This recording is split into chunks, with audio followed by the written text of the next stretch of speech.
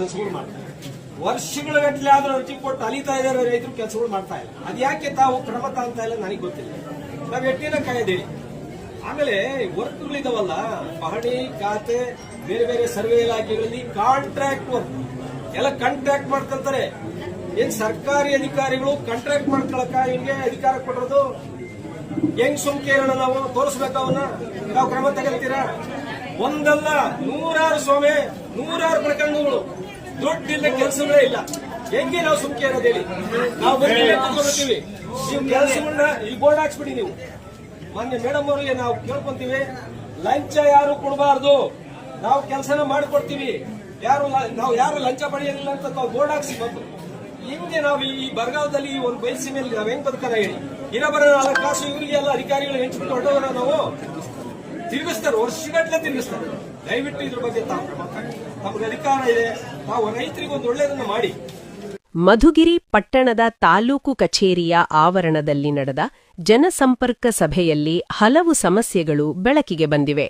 ಜಿಲ್ಲಾಧಿಕಾರಿ ಶುಭಾ ಕಲ್ಯಾಣ್ ಅವರ ಅಧ್ಯಕ್ಷತೆಯಲ್ಲಿ ನಡೆದ ಸಭೆಯಲ್ಲಿ ವೃದ್ಧರು, ಮಹಿಳೆಯರು ಹಾಗೂ ರೈತರು ತಮ್ಮ ಸಮಸ್ಯೆಗಳ ಪರಿಹಾರಕ್ಕಾಗಿ ಅರ್ಜಿಗಳನ್ನು ಸಲ್ಲಿಸಿದರು. ಕೆಲವರು ತಮ್ಮ ಸಮಸ್ಯೆಗಳನ್ನು ವಿವರಿಸುವ ವೇಳೆ ಕಣ್ಣೀರು ಹಾಕಿದ ಘಟನೆ ಕೂಡ ನಡೆದಿದೆ. ಇದನ್ನು ಗಮನಿಸಿದ ಜಿಲ್ಲಾಧಿಕಾರಿಗಳು ದೊಡ್ಡೇರಿ ಮತ್ತು ಕೊಡಿಗೇನಹಳ್ಳಿ ಹೋಬಳಿಯ ಕಂದಾಯ ನಿರೀಕ್ಷಕರನ್ನು ತರಾಟೆಗೆ ತೆಗೆದುಕೊಂಡರು. ಕಂದಾಯ ನಿರೀಕ್ಷಕರು ಮತ್ತು ಕಾರ್ಯದರ್ಶಿಗಳ ವಿರುದ್ಧ ಜಿಲ್ಲಾಧಿಕಾರಿಗಳು ತೀವ್ರ ಅಸಮಾಧಾನ ವ್ಯಕ್ತಪಡಿಸಿದರು. ಇದೇ ವೇಳೆ ರೈತರ ವಿವಿಧ ಸಮಸ್ಯೆಗಳನ್ನು ಬಗೆಹರಿಸುವಂತೆ ಜಿಲ್ಲಾ ರೈತ ಸಂಘದ ಪ್ರಧಾನ ಕಾರ್ಯದರ್ಶಿ ಶಂಕರಪ್ಪ ಅವರ ನೇತೃತ್ವದಲ್ಲಿ ಜಿಲ್ಲಾಧಿಕಾರಿಗಳಿಗೆ ಮನವಿ ಸಲ್ಲಿಸಲಾಯಿತು. ಸಭೆಯಲ್ಲಿ ಹೆಚ್ಚುವರಿ ಜಿಲ್ಲಾಧಿಕಾರಿ ತಿಪ್ಪೇಸ್ವಾಮಿ, ಉಪವಿಭಾಗಾಧಿಕಾರಿ ಗೂಟೂರು ಶಿವಪ್ಪ, ತಹಶೀಲ್ದಾರ್ ಶ್ರೀನಿವಾಸ್, ತಾಲೂಕು ಪಂಚಾಯತಿ ಇಒ ಲಕ್ಷ್ಮಣ್, ಸಿಪಿಐ ಹನುಮಂತರಾಯಪ್ಪ ಸೇರಿದಂತೆ ಹಲವಾರು ಅಧಿಕಾರಿಗಳು ಭಾಗವಹಿಸಿದ್ದರು.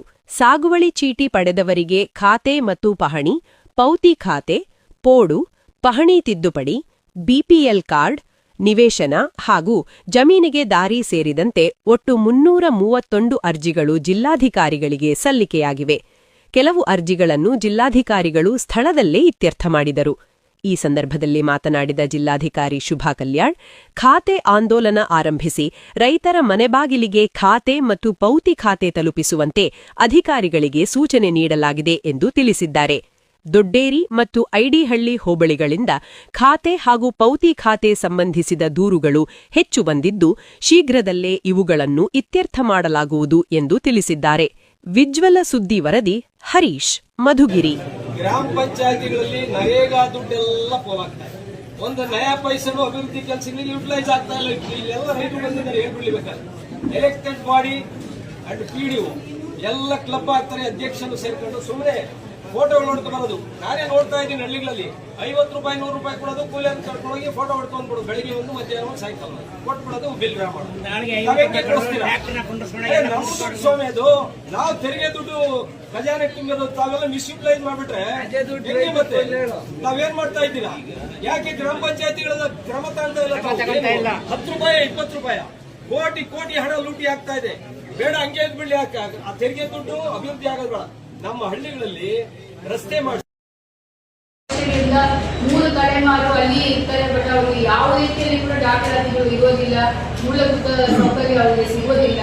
ಬಟ್ ಅದನ್ನು ನಾವು ಒಂದು ಆಂದೋಲನ ರೀತಿಯಲ್ಲಿ ತಗೊಂಡು ಈಗ ನಾವು ಅದನ್ನು ಪ್ರಾರಂಭ ಮಾಡುವಾಗ ನಮಗೆ ಫೀಲ್ಡ್ ಇಂದ ಬಂದಿರೋ ಇನ್ಫಾರ್ಮೇಶನ್ 2018ರಲ್ಲಿ ನಾವು ಘೋಷಣೆ ಮಾಡಿದ್ವಿ, ಅಷ್ಟೇ, ಬೇರೆ ಯಾವುದೂ ಇಲ್ಲ. ಬಟ್ ಅದಾದ್ಮೇಲೆ ನಾವು ಒಂದು 600 ಹಳ್ಳಿಗಳನ್ನು ನಾವು ಆಯ್ಕೆ ಮಾಡಿದ್ದೀವಿ. ಅದರಲ್ಲಿ ಒಂದು 22,000 ಹಕ್ಕುಪತ್ರಗಳು ಈಗಾಗಲೇ ನಾವು ರೆಡಿ ಮಾಡಿದ್ದೀವಿ, ಅಂದ್ರೆ ರಿಜಿಸ್ಟ್ರೇಷನ್ ಆಗಿದೆ. ನಾವು ಮೀಸಲು ಕೂಡ ಮಾಡಲಿಕ್ಕೆ ವ್ಯವಸ್ಥೆ ಮಾಡಿದ್ದೀವಿ. ಮತ್ತು ಇಲ್ಲಿ ಈ ಒಂದು ತಾಲೂಕಲ್ಲಿ ಹೇಳಬೇಕಾದ್ರೆ ತಹಸೀಲ್ದಾರ್ ಇಂದ 2,500 ಹಕ್ಕುಪತ್ರಗಳು ಈಗಾಗಲೇ ಸೈನ್ ಆಗಿದೆ, ರಿಜಿಸ್ಟರ್ ಆಗಿದೆ. ಸೊ ಇದೆಲ್ಲ ನಮ್ಮ ರಾಜ್ಯದಲ್ಲಿಯೇ ತುಮಕೂರು ಪ್ರಥಮ ಸ್ಥಾನದಲ್ಲಿದೆ. ಅದೇ ರೀತಿಯಲ್ಲಿ ಪೌತಿ ಖಾತೆಯಲ್ಲಿ ಕೂಡ 5 ಲಕ್ಷ RTCಗಳು ಪೌತಿ ಆಗಿರುವ ಹೆಸರಲ್ಲಿ ಇದೆ. ಅದರಲ್ಲಿ ಸುಮಾರು 60,000 ನಾವು ಮಾಡಿದ್ವಿ. ಇದೆಲ್ಲ ಆನ್ಲೈನ್ ಅಲ್ಲಿ ಇದೆ, ಯಾರು ಬೇಕಾದ್ರೂ ನೋಡ್ಬೋದು. ಅದನ್ನು ನಾವು ಈ ಲಾಸ್ಟ್ 1 ವೀಕ್ ನಮ್ದು ಮಾರ್ಚ್ 3ನೇ ತಾರೀಕು ರೆವಿನ್ಯೂ ಮಿನಿಸ್ಟರ್ಸ್ಗೆ ಒಂದು ರಿವ್ಯೂ ಮಾಡಿದ್ವಿ ಡಿಸಿಗಳಿಗೆ. ಅವಾಗ ಹೇಳಿದ್ರು BAO ವೈಸ್ ಅದನ್ನು ರಿವ್ಯೂ ಮಾಡಿಸಿ ಈ ತರ ಸ್ಟೇಟ್ ಕೇಸಸ್ ಅನ್ನು ಮಾಡಿಸಿ ಅಂತ. ಸೊ ಅವ್ರು ಹೇಳಿದ ಮೇಲೆ ನೆಕ್ಸ್ಟ್ ಡೇ 4th ಡೇ ನಾವು ಎಲ್ಲ ಡಿಒ ಕರೆಸಿ ಸಬ್ ಡಿವಿಷನ್ ಸೆಟ್ಲ್ ಮಾಡಿದ್ವಿ ಅಂತ ನಾವು ಟೇಬಲ್ ಇನ್ಸ್ಪೆಕ್ಷನ್ ಕೂಡ ಮಾಡೋಣ ಅಂತ ಒಂದು ತೀರ್ಮಾನ ಕೂಡ ತಗೊಂಡಿದ್ವಿ. ಕೆಲವೊಂದು ಕಡೆ ಸೈಟ್ಸ್ ಇಶ್ಯೂಸ್ ಕೂಡ ಇದೆ. ಅಂದ್ರೆ ನಾವು ಕನ್ನಡ ಇಲಾಖೆಯಿಂದ ಅವರಿಗೆ ಆಶ್ರಯ ಯೋಜನೆಗೋಸ್ಕರ ಸೈಟ್ಸ್ ಅನ್ನು ಕೊಟ್ಟಿದ್ದೀವಿ. ಬಟ್ ಅದನ್ನು ಡೆವಲಪ್ಮೆಂಟ್ ಮಾಡಿ ಹಂಚಿಕೆ ಮಾಡೋದ್ರಲ್ಲಿ ವಿಳಂಬ ಕಂಡು ಬರ್ತಾ ಇದೆ. ಕೆಲವೊಂದು ವಿಧವೆಯರು ಮತ್ತು ಅಂಗವಿಕಲರು ಒಂದು ರಿಕ್ವೆಸ್ಟ್ ಮಾಡಿಕೊಂಡು ನಾನು ಕೇಳಿದಾಗ ತಹಸೀಲ್ದಾರ್ ಅವರು ಅದೇ ಗ್ರಾಮ ಪಂಚಾಯತ್ನಲ್ಲಿ ನಾವು ಆಶ್ರಯಕ್ಕೆ ಜಮೀನು ಮೀಸಲಿಟ್ಟಿದ್ದೀವಿ ಅಂತ ಕೂಡ ಅವರು ಹೇಳಿದರು.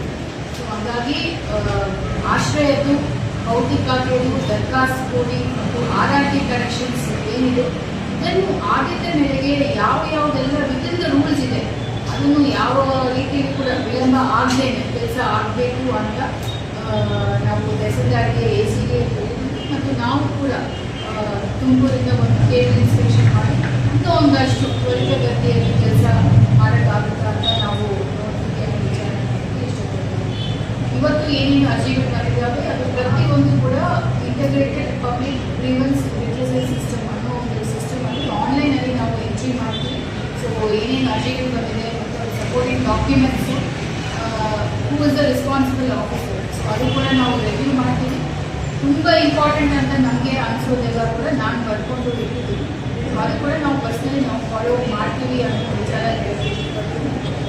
ವಿಶೇಷವಾಗಿ ಇವತ್ತು ಬೆಳಗ್ಗೆ ನಾವು ಏಪ್ರಿಲ್ 3ನೇ ತಾರೀಕು ಮಧುಗಿರಿ ತಾಲೂಕಿಗೆ ಕರ್ನಾಟಕ ರಾಜ್ಯದ ಸನ್ಮಾನ್ಯ ಮುಖ್ಯಮಂತ್ರಿಯಾದ ಶ್ರೀ ಸಿದ್ದರಾಮಯ್ಯ ಸರ್ ಅವರು ಅಭಿವೃದ್ಧಿ ಕಾಮಗಾರಿಗಳು ಶಂಕುಸ್ಥಾಪನೆ ಮತ್ತು ಉದ್ಘಾಟನೆಗೆ ಬರ್ತಾ ಇದ್ದಾರೆ.